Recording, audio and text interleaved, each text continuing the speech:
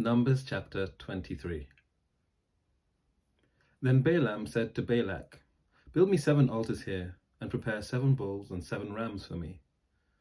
Balak did as Balaam had said. And Balak and Balaam offered a bull and a ram on each altar. Then Balaam said to Balak, "Stay here beside your burnt offering while I go aside. Perhaps the Lord will come to meet me. Whatever he shows me, I will tell you." And he went to a bare height.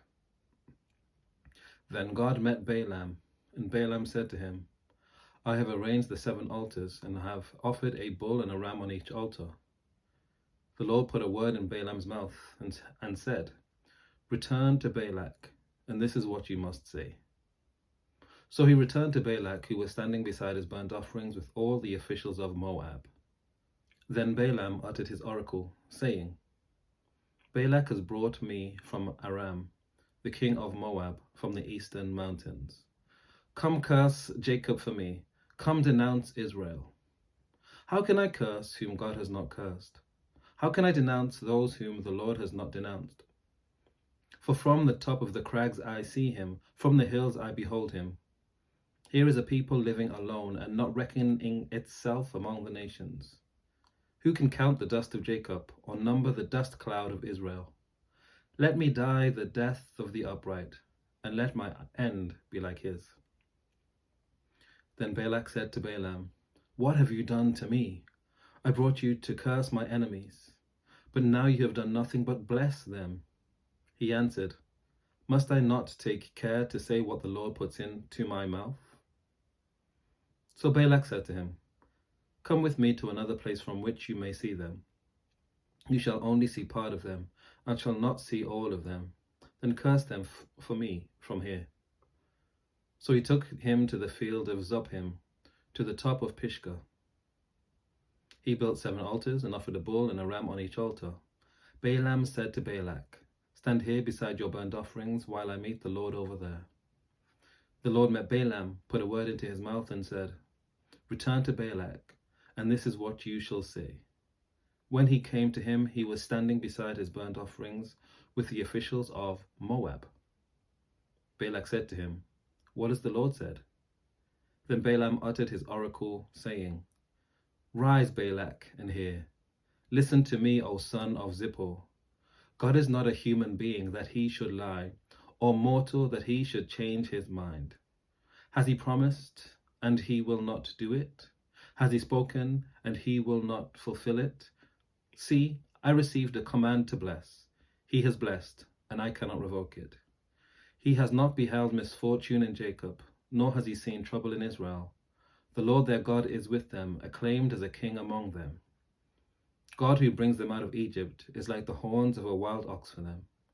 Surely there is no enchantment against Jacob, no divination against Israel.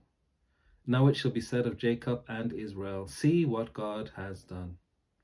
Look, a people rising up like a lioness, and rousing itself like a lion.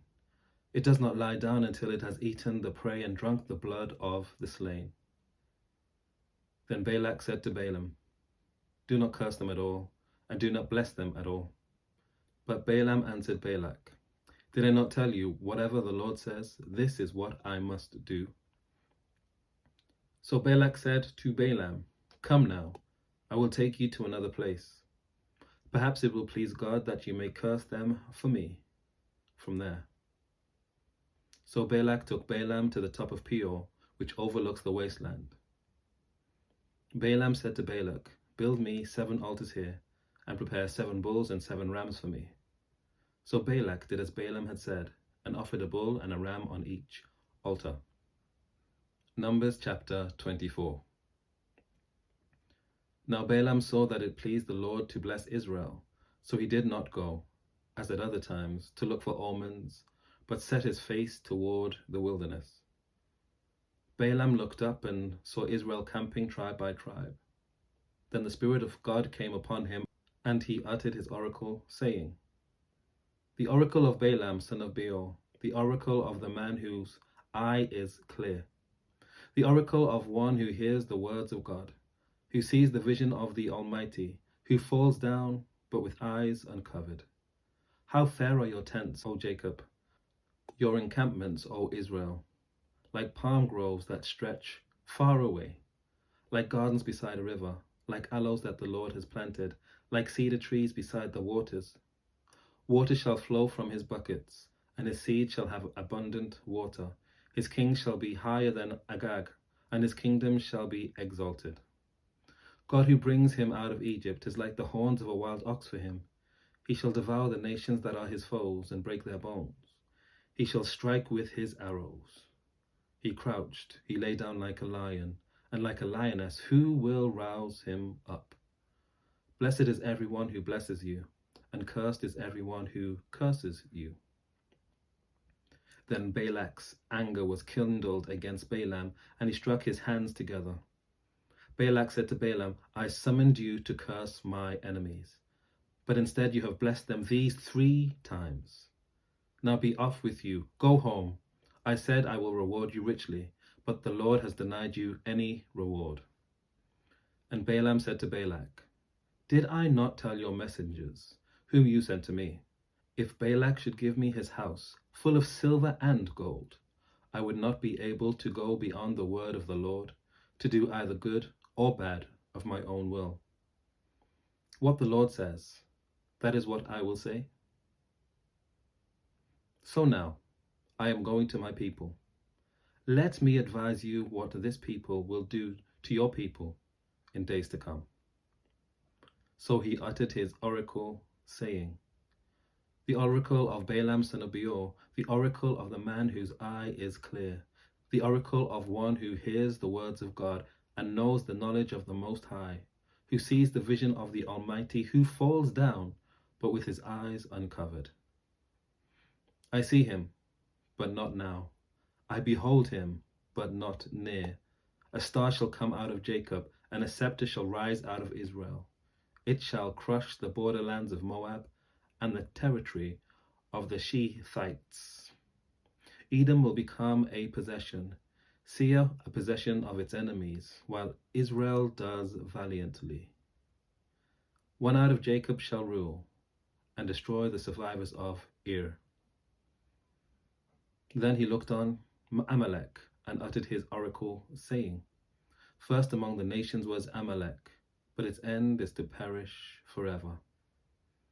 Then he looked on the Kenite, and uttered his oracle, saying, Enduring is your dwelling place, and your nest is set in the rock. Yet Cain is destined for burning. How long shall Asher take you away captive? Again he uttered his oracle, saying, Alas, who shall live when God does this? But ships shall come from Kittim, and shall afflict Asher and Eber, and he also shall perish forever. Then Balaam got up and went back to his place, and Balak also went his way. Numbers chapter 25. While Israel was staying in Shittim, the people began to have sexual relations with the women of Moab. These invited the people to the sacrifices of their gods, and the people ate and bowed down to their gods.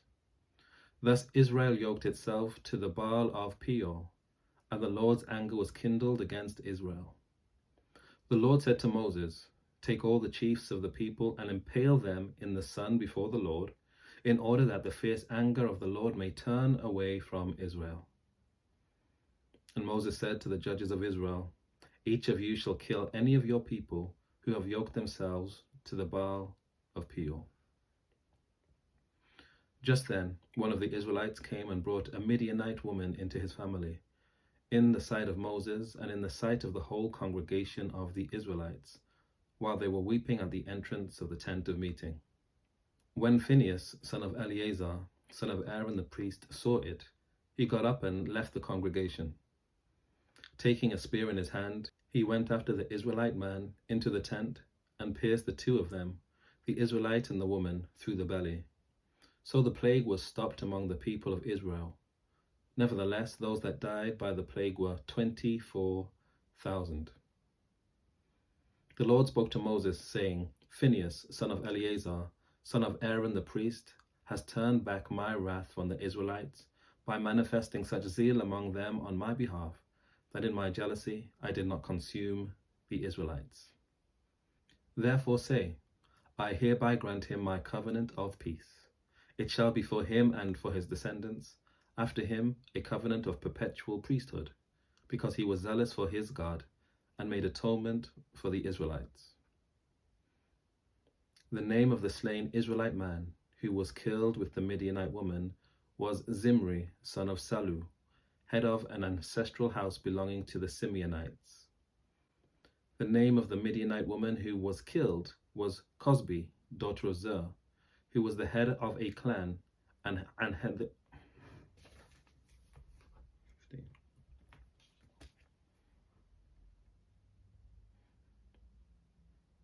the name of the Midianite woman who was killed was Cosbi, daughter of Zer, who was the head of a clan, an ancestral house in Midian. The Lord said to Moses, harass the Midianites and defeat them, for they have harassed you by trickery, with which they deceived you in the affair of Peor, and in the affair of Cosbi, the daughter of a leader of Midian, their sister. She was killed on the day of the plague that resulted from Peor. Take care. God bless. I'll see you next time.